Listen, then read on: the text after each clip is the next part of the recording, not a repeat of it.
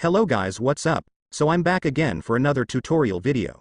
So in this video, I will gonna show you how you can customize your Google Chrome's background theme. So if you are interested, then keep on watching.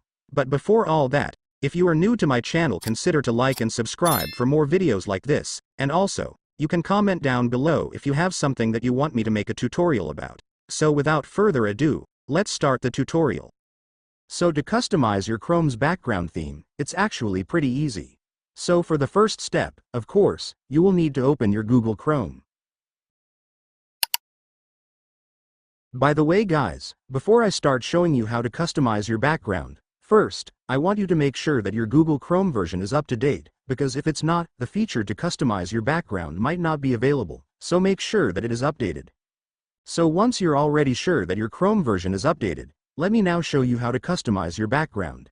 So to do it, first, I want you to click the Customize Chrome button on the bottom right corner of your homepage. Then after that, go to Change Theme.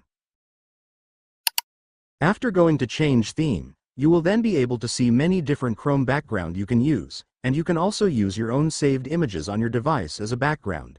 So to use the images that you've saved on your device as a background, just click Upload an image. Then after that, you will be directed to your File Explorer, so just go to the location where your image is saved. And once you've found your image, you can now select it. And after selecting, click Open to completely set the image as you Chrome's background. And then there it is guys, it's done. Congratulations, your Google Chrome's background will now be changed depending on the image you've selected. And if you want to turn the background to the default Chrome once again, just click this, then select Reset to Default Chrome, and then your background will be reset to default. And so that's just how you do it guys. Now that you've watched this video, you can now do it yourself. So that concludes our tutorial video for today. I hope it helped you. Thanks for watching. Goodbye.